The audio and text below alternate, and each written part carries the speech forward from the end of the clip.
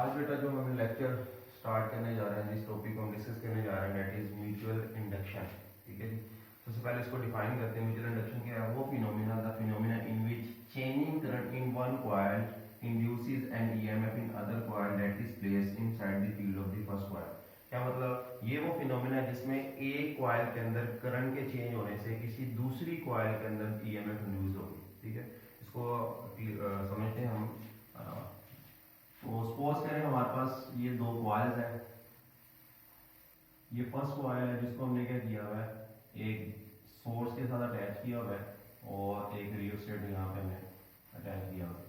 अब यहाँ पे जो रियोस्टेट यूज हो रहा है ये as a variable resistor use हो रहा है। ठीक, यहाँ पर हम एक स्विच कनेक्ट कर देते हैं प्राइमरी कॉइल। इस कॉइल को जिसमें हमने voltage source DC voltage apply किया हुआ है, साथ एक रियोस्टेट अटैच किया हुआ है, इसको हम बोलेंगे प्राइमरी कॉइल। इसको हम नाम दे देते हैं प्राइमरी कॉइल।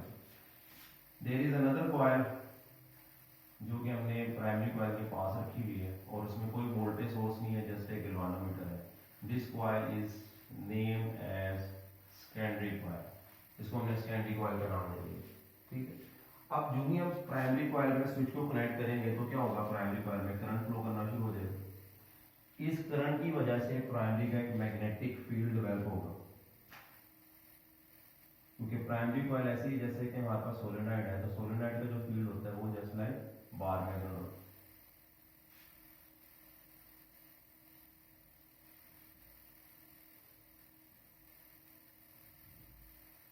अब फील्ड लाइन क्या कर रही है, सेकेंडरी में से भी पास कर रही है। अब इसके नतीजे में क्या होगा, जब प्राइमरी की फील्ड लाइन अगर हमने सेकेंडरी कॉइल को पास ही रखा हुआ है तो प्राइमरी की फील्ड लाइन अगर सेकेंडरी कॉइल में से पास करेंगे तो इसका मतलब क्या होगा, सेकेंडरी में फ्लक्स होगा, मैग्नेटिक फ्लक्स होगा। इस वजह से प्राइमरी के फील्ड की वजह से आपको पता है फ्लक्स की डेफिनेशन क्या होती है, जब number of field line passing through a unit area head normal to the field line. Basically जो आप क्या उसको कहते हैं, ये जो क्रॉस सेकेंडरी कॉइल है इसके अंदर से चूंकि नंबर ऑफ फील्ड लाइन पास कर रही है तो हम कह सकते हैं इसमें भी फ्लक्स है। वो फ्लक्स किसकी वजह से है, प्राइमरी की फील्ड लाइन की वजह से। अब वो प्राइमरी का जो फील्ड है वो किस पे डिपेंड कर रहा है, प्राइमरी के करंट पे। वो कैसे, अगर हमें पता है कि प्राइमरी का जो फील्ड है, प्राइमरी कॉइल ऐसी है जैसे कि हमारे पास एक सोलेनॉइड है और सोलेनॉइड का फील्ड क्या होता है हमारे पास, म्यू नॉट एन आई। ठीक है, प्राइमरी केस में इसको क्या कहेंगे, आई पी। अगर आप प्राइमरी का करंट इंक्रीज करते हैं तो उससे क्या होगा, प्राइमरी का मैग्नेटिक फील्ड इंक्रीज करेगा। ठीक है, प्राइमरी का मैग्नेटिक फील्ड इंक्रीज करेगा तो प्राइमरी सेकेंडरी में जो फ्लक्स है वो किसकी वजह से, प्राइमरी के फील्ड की वजह से। और आपको पता है फ्लक्स का जो फॉर्मूला होता है वो हमारे पास किसके इक्वल होता है, flux is equal to B dot A. तो इसका मतलब क्या होगा, अगर आप मैग्नेटिक फील्ड को इंक्रीज करते हैं प्राइमरी के तो उससे क्या होगा, सेकेंडरी में फ्लक्स इंक्रीज करेगा। तो हम कह सकते हैं अगर सेकेंडरी में जो फ्लक्स है वो basically magnetic field in primary के डायरेक्टली प्रोपोर्शनल है, जो कि बजाते खुद करंट प्राइमरी के करंट पे डिपेंड कर रहा है। इसका मतलब क्या होगा, हम कह सकते हैं इनडायरेक्टली जो सेकेंडरी का जो फ्लक्स है वो डायरेक्टली प्रोपोर्शनल है प्राइमरी के करंट। हम लिख सकते हैं flux of secondary coil is directly proportional to current in primary coil. ठीक, अब दूसरी बात यहाँ पे, अगर यहाँ पे सेकेंडरी में जस्ट एक टर्न होता तो हम क्या लिखते हैं, एक टर्न में जो अगर फ्लक्स की वैल्यू फाई एस है, ठीक है, तो हम लिख सकते थे phi s directly proportional y p. लेकिन अगर प्राइमरी सेकेंडरी कॉइल के अंदर नंबर ऑफ टर्न ज्यादा है, फर्स्ट के सेकेंडरी में number of turn N S है, तो टोटल फ्लक्स सेकेंडरी कॉइल का कितना होगा, N S phi S. N S phi S is the total flux in secondary coil that have number of turns ns. ns are number of turns of secondary coil. So total flux in secondary coil will be ns phi s. ठीक है, phi s असल में एक single turn में flux की value है, तो ns phi s क्या होगा, टोटल फ्लक्स जो है वो सेकेंडरी कॉइल में से कितना पास कर रहा है। तो total flux in secondary coil is directly proportional to current in primary coil. इसको दोबारा एक बार देखें कि हमने ये कहा कि जब आप प्राइमरी में सर्किट को क्लोज करते हैं तो उसकी वजह से प्राइमरी कॉइल में करंट फ्लो करना शुरू हो जाता है। उस करंट की वजह से प्राइमरी का एक मैग्नेटिक फील्ड डेवलप होता है। वो magnetic field line secondary coil में से भी पास कर रही है। इसका मतलब क्या होगा, सेकेंडरी में उस मैग्नेटिक फील्ड लाइन की वजह से सेकेंडरी में से एक मैग्नेटिक फ्लक्स होगा। उस फ्लक्स की वैल्यू किस पे डिपेंड कर रही है, प्राइमरी के फील्ड पे। और प्राइमरी का फील्ड बजाते कुछ किस पे डिपेंड कर रहा है, प्राइमरी के करंट पे। तो increasing the current in primary will increase the magnetic field in primary, that will cause increase in flux in secondary coil. So we can write total flux in secondary coil, that is ns phi s, is directly proportional to the current in primary coil. तो यहाँ पर हम इसको के साथ, तो we need a proportionality constant where this m is called this is proportionality constant known as mutual inductance. So m is mutual inductance of coils. अब इसकी जो वैल्यू है वो डिपेंड करती है, value of m depends on value of m depends on number one cross section area of coils,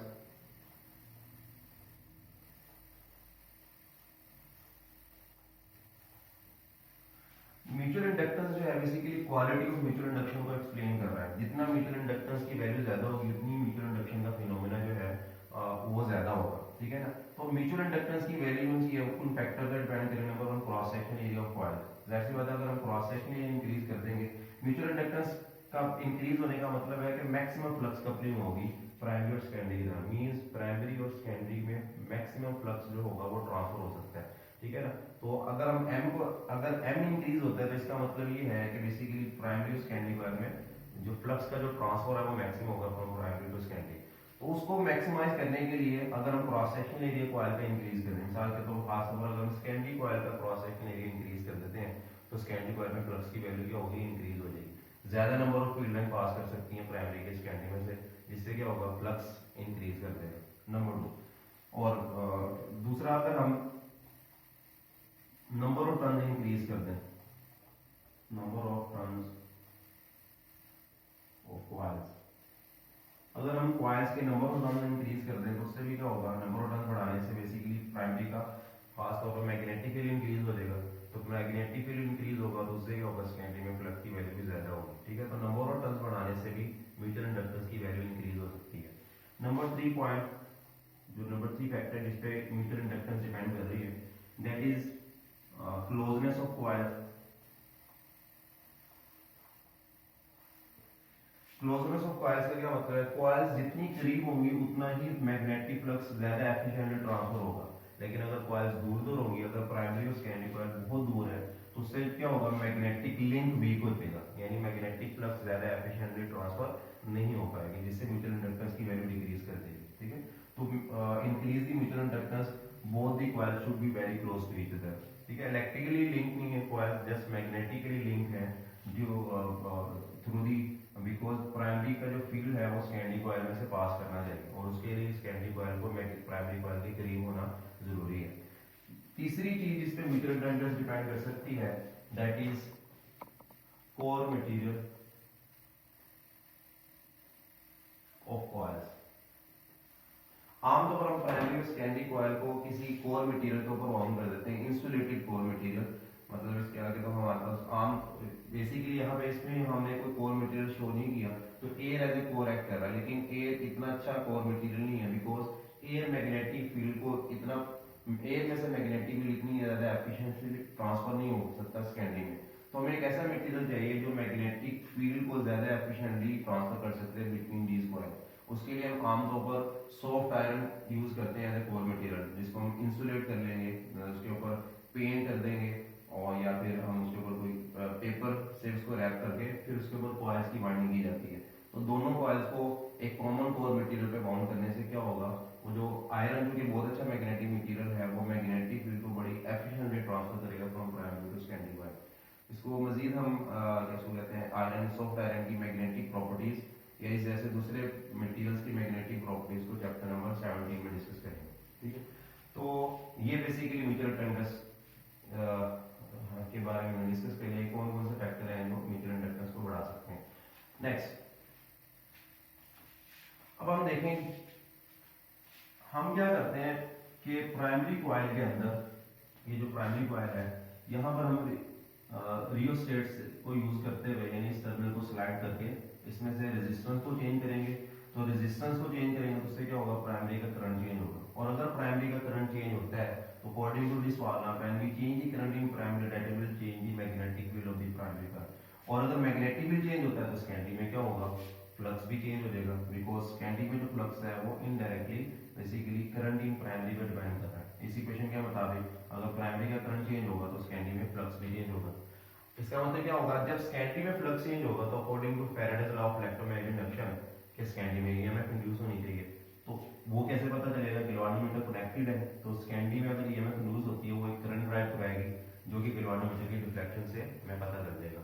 ठीक है, इसका मतलब क्या हो गया कि हम कह सकते हैं फैराडे लॉ के मुताबिक जो स्कैंडी में ईएमएफ इंड्यूस होगी उसको हम लिख सकते हैं NS del phi S over delta T. ठीक है जी, तो ये हमारा Faraday law of electromagnetic induction था जिसको हमने यूज किया है। इस केस में अगर इस इक्वेशन को हम इस तरह भी लिख सकते हैं minus delta N phi N S phi S, delta N S चूंकि कॉन्स्टेंट था इसको हम इनसाइड लिख सकते हैं क्योंकि डेल्टा अगर अप्लाई होगा तो एन एस पे नंबर ऑफ टर्न्स चूंकि स्कैंडी के कॉन्स्टेंट है उस पर अप्लाई नहीं होगा, जो वेरिएबल है डेल्टा उसी पे अप्लाई होगा। जब हम इसको मल्टीप्लाई करेंगे तो डेल्टा फ्लक्स के साथ आ जाएगा ओवर डेल्टा टी। अब इक्वेशन नंबर 1 में एन एस फाई एस की वैल्यू क्या थी हमारे पास एम आई पी, तो ये वैल्यू होती है हम इस इक्वेशन में रखेंगे, तो इससे क्या होगा minus delta M I P over delta T. Now again यहाँ पे अब चूंकि m कांस्टेंट है, प्रोपोर्शनली कांस्टेंट है, तो डेल्टा m पे अप्लाई नहीं होगा, तो डेल्टा चूंकि करंट वेरिएबल है तो डेल्टा तो हम किसके साथ लिखेंगे, m को इस तरह लिख लेते हैं हम डेल्टा आई पी ओवर डेल्टा टी। ये बेसिकली इक्वेशन है, मैथमेटिकल इक्वेशन है म्यूचुअल इंडक्शन की। ठीक है, इस इक्वेशन क्या शो कर रही है, m अगर प्रोपोर्शनलिटी कांस्टेंट है तो ये इक्वेशन ये शो कर रही है स्कैंडी में जो ईएमएफ इंड्यूस होगी that is directly proportional to the rate of change of current in primary coil. ठीक है, अगर प्राइमरी में rate of change of current जो है अगर उसको हम इंक्रीज कर देते हैं उससे क्या होगा, स्कैंडी में हम ज्यादा ईएमएफ इंड्यूस करवा सकते हैं। ठीक है, by increasing the rate of change of current in primary coil will increase the value of induce EMF in secondary coil. ठीक है, तो यहाँ से इस इक्वेशन से एक बात ये पता चल रही है, मतलब जितना रैपिडली प्राइमरी कॉइल में करंट चेंज होगा उतना ही ज्यादा ईएमएफ इंड्यूस सेकेंडरी कॉइल में ज्यादा होगा। दूसरी बात, अब जो नेगेटिव साइन है, अगेन नेगेटिव साइन यहाँ पर आ गया, तो ये नेगेटिव साइन क्या शो कर रहा है, according to Lenz's law in secondary में जो इंड्यूस ईएमएफ होगी, जो करंट ड्राइव कराएगी सेकेंडरी में, that current will oppose the current in primary coil, because cause क्या था सेकेंडरी में करंट इंड्यूस का, जो प्राइमरी में करंट चेंज हो रहा है, तो बेसिकली सेकेंडरी का जो करंट होगा वो प्राइमरी में करंट के चेंज को क्या करेगा, अपोज करेगा। ठीक है, तो अब यहाँ पे हम m को डिफाइन कर लेते हैं, अगर हम नेगेटिव साइन को इग्नोर करें तो हम m को लिख सकते हैं ES over delta IP over delta T इस इक्वेशन से। ठीक है, अब यहाँ पर इसका मतलब क्या होगा, म्यूचुअल इंडक्टेंस को हम इस तरह में डिफाइन कर सकते हैं, it is the ratio of induce EMF induce in secondary coil to the rate of change of current in primary coil. Mutual inductance is equal to ratio of EMF induced in secondary coil to the rate of change of current in primary coil। ठीक, तो अब इसके unit जो से है Joseph Henry के नाम पर, जिसने म्यूचुअल कहते हैं म्यूचुअल इंडक्शन के फिनोमेना पे वर्क किया है या उसको डिस्कवर किया है, तो उसके नाम पर हमने बेसिकली इस फिनोमेना का यूनिट जो है,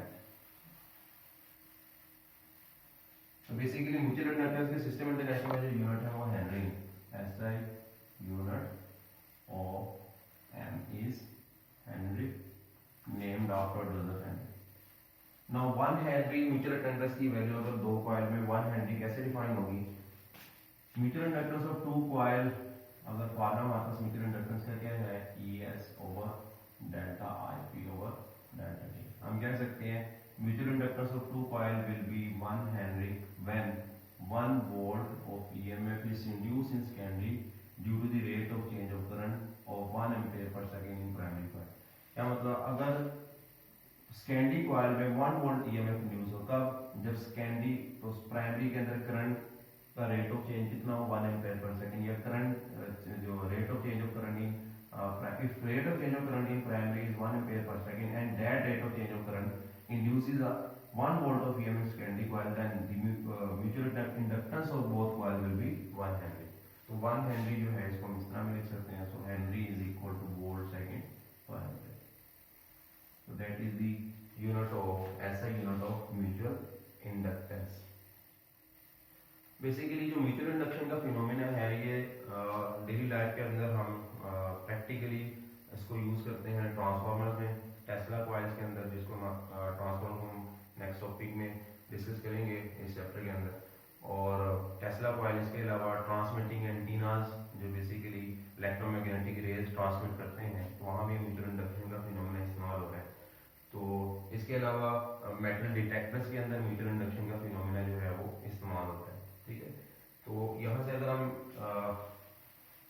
म्यूचुअल इंडक्टेंस के डायमेंशन लिखना चाहें वो भी हम लिख सकते हैं। म्यूचुअल इंडक्टेंस इसके इक्वल तो हमारे पास ई एस ओवर, यहाँ से डेल्टा टी को अगर हम ऊपर लिख लें delta T over delta I P. अब जो इंड्यूस ईएमएफ है या ईएमएफ है उसकी डायमेंशन क्या होती है, वर्क पर यूनिट चार्ज की होती है, बिकॉज ईएमएफ को हम वर्क पर यूनिट चार्ज भी लिख सकते हैं। वर्क की डायमेंशन हमारे पास क्या है, M L square T minus two, और टाइम हमारे पास टी ओवर चार्ज के लिए टी ए और करंट ए। तो यहाँ से टी से कैंसिल हो गया, तो यहाँ से हमारे पास डायमेंशन क्या आएंगी, M L square T minus two A minus two. That is these are the dimension of mutual inductance. तो ये बेटा आज का टॉपिक था, उम्मीद है आपको समझ आ गई होगी। ठीक है, अस्सलाम वालेकुम।